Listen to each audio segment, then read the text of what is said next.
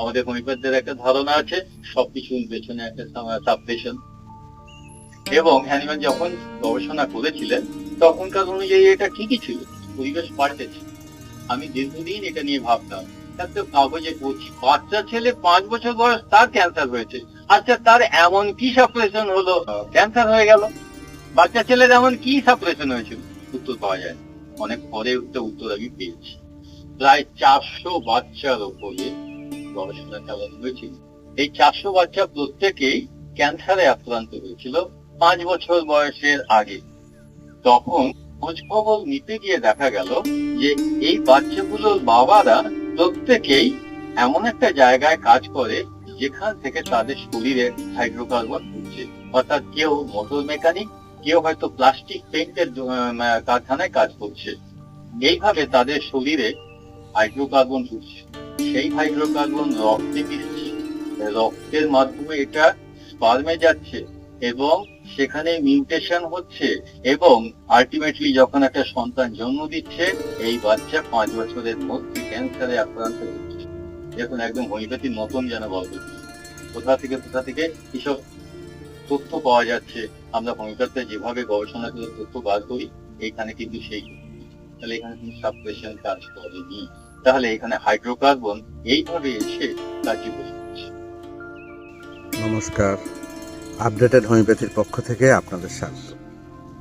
Enclave of updated homeopathy Andul house এর তত্ত্বাবধানে এ যাবৎকাল যে সমস্ত সেমিনারগুলির আয়োজন করা হয়েছে সেই সমস্ত সেমিনারের বিশেষ কিছু অংশ এখানে তুলে ধরা হচ্ছে। যদি ভালো লাগে তাহলে লাইক, শেয়ার এবং অবশ্যই সাবস্ক্রাইব করবেন। ধন্যবাদ। হ্যাঁ, আরো একটা কথা এখানে বলা হয়নি, লেড পলিউশন, এটাও কিন্তু একটা বড় কারণ। আমেরিকায় লেড পলিউশন কমার পরে দেখা গেছে সেখানে অ্যান্টি সোশ্যালের সংখ্যা কমে গেছে। অর্থাৎ এই লেড ব্রেনে যাচ্ছে এবং সেই ব্রেন থেকে ব্রেন ড্যামেজ করে দিচ্ছে, অ্যান্টি সোশ্যাল তৈরি করছে, আইকিউ কমে যাচ্ছে। বাচ্চা ছেলে তাদের আইকিউ কম। ব্রাহ্মণটা পরে দেখবেন প্রচুর সাইকোসিসের সিমটম আছে, ইলুশন হ্যালুসিনে ভরপুর আছে। আমাদের এই দিকগুলো হওয়া দরকার। তাহলে একটু আগে আমি গৃহস্থ বাড়ির রান্নার কথা বললাম। কিছুদিন আগে এরকমই একটি কেস, অনেক ওষুধ দিয়েছি, কোনো সুফল পাইনি। আমাকে অনেক সময় দিয়েছে, চলে যায়নি, আমার সৌভাগ্য। এবার আমি তাকে জিজ্ঞেস করলাম, তুমি কিসে রান্না করো?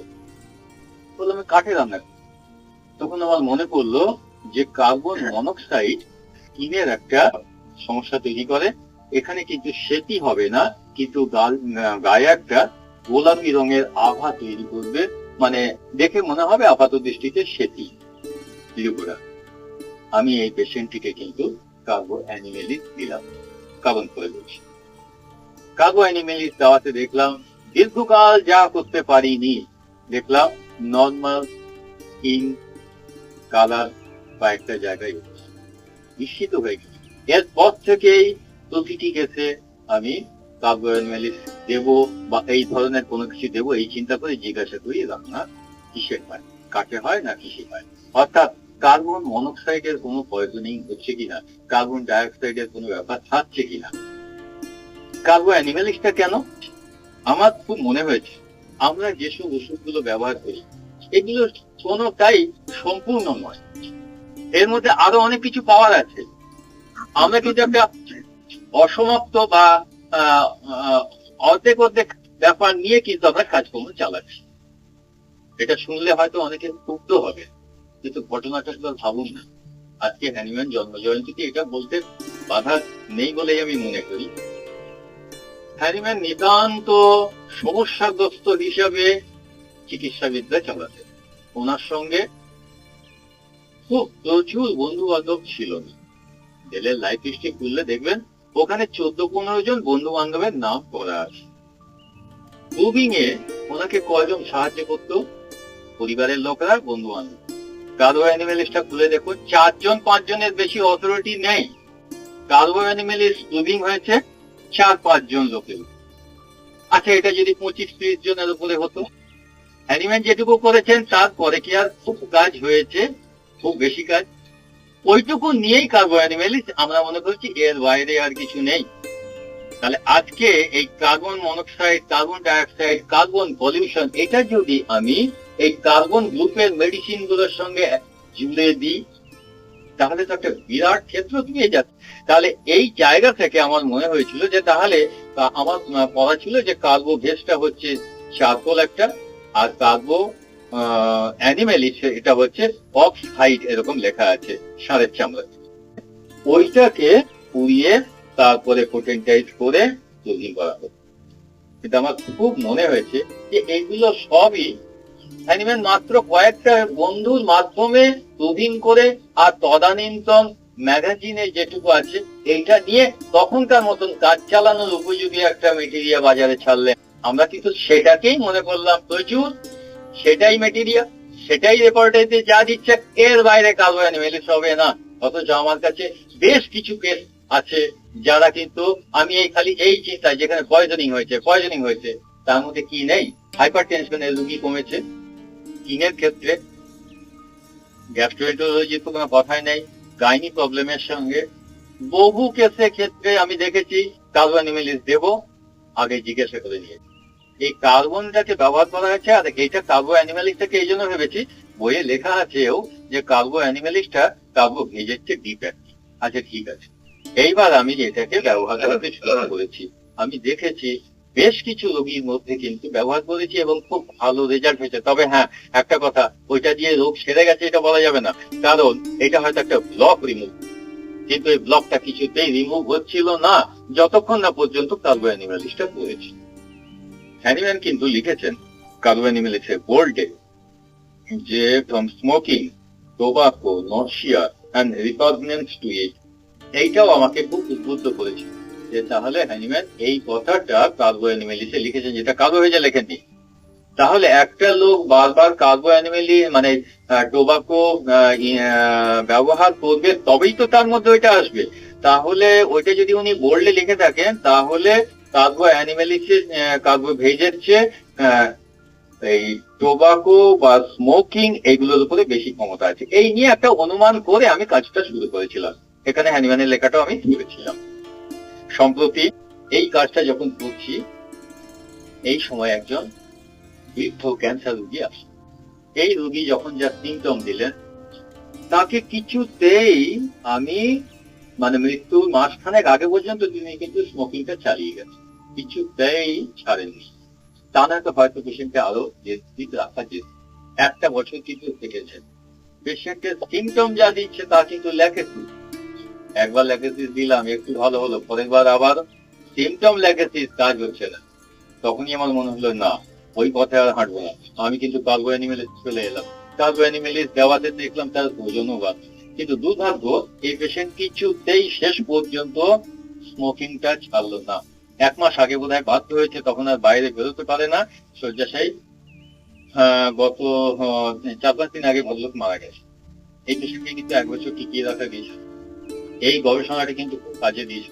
আমি এর ক্ষেত্রে কার্বো অ্যানিমেলিস, কার্বো ভেজ আরো দিয়েছি, অবশ্য ট্যাক্সাস বা এই ধরনের ওষুধ দিয়েছি।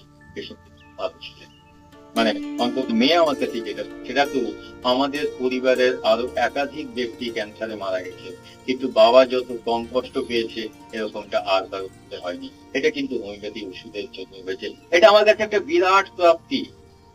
কম কষ্টে পেশেন্টটিকে রাখা গিয়েছিল, এবং সেখানে কিন্তু এই নতুন চিন্তা, রেপার্টারিতে দেখেছি আমি ল্যাকেসিসের সিমটম একবারে বেশি আমি 2 বার দিইনি যে আমি আর ওই পাটা হাঁটবো না। আমি কিন্তু কার্বো অ্যানিমেলিসে চলে গেছি, কার্বো ভেজে চলে গেছি, ট্যাক্সাসে চলে গেছি, পেশেন্ট কিন্তু মোটামুটি ছিলেন। এবারে কথা হচ্ছে, এটা ভাববেন না যে আমরা শুধু কার্বো অ্যানিমেলিস নিয়েই কাজ করবো। আমাদের কিন্তু অনেকগুলো ওষুধ আছে। আমি এখানে 1 ডজন ওষুধের কথা বলছি, যেগুলো পেছনে কিন্তু কার্বনের ভূমিকা আছে।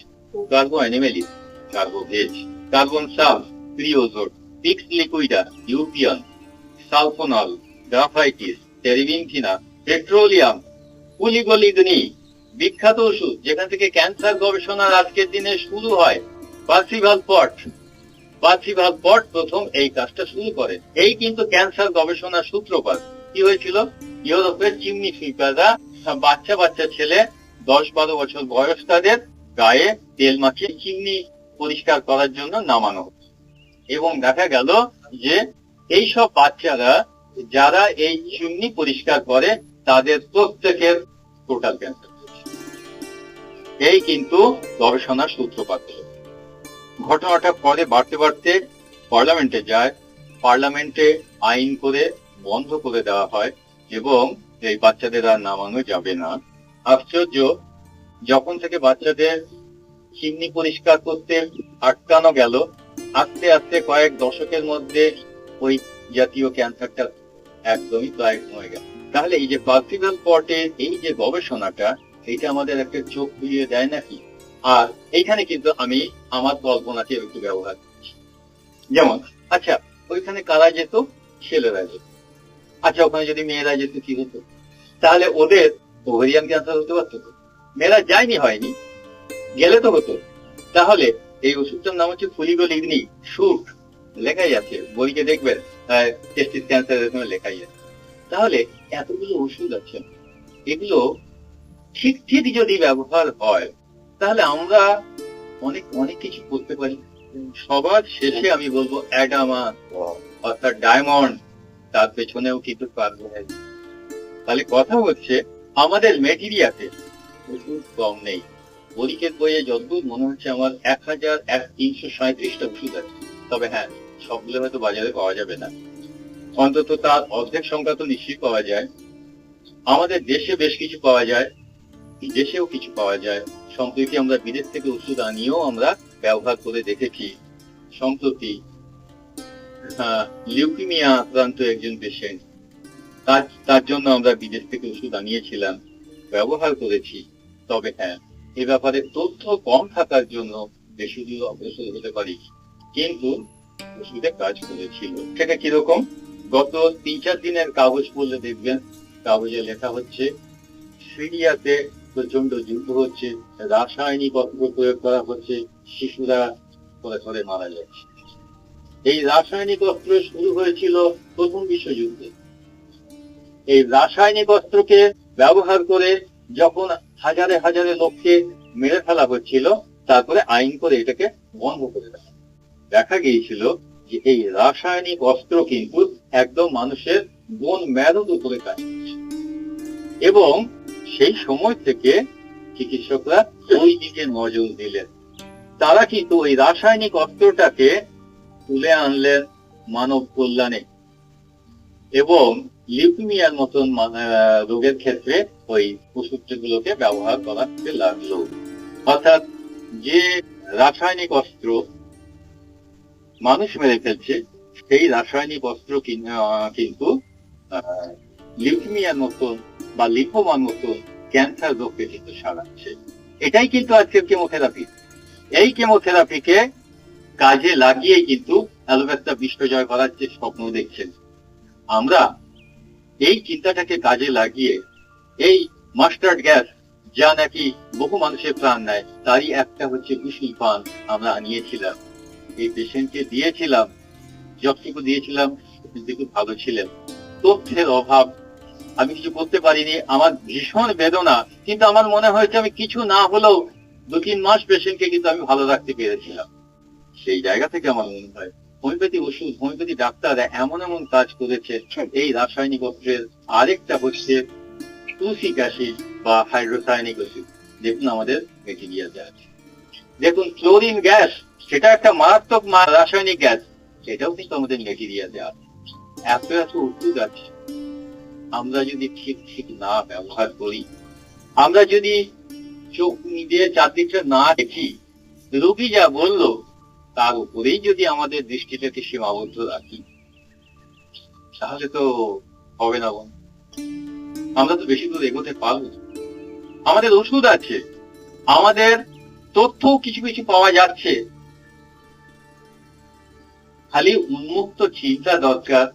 উন্মুক্ত চিন্তা দিয়ে আসুন আজকে হ্যানিম্যান জয়ন্তীতে এই প্রতিজ্ঞা করি, যা আছে আছে, নতুনও কিছু চাই, নতুন চিন্তা চাই। হ্যানিম্যানের দৃষ্টিতে সেই নতুন চিন্তা নিয়ে, ওই যে হ্যানিম্যান বলছেন করাপ্ট সিটি এয়ার, তাহলে ওইটাকে মূলধন করে চলুন না, আজকের নতুন গবেষণাটাকে আবার আমরা উঁচু জায়গায় নিয়ে যাই।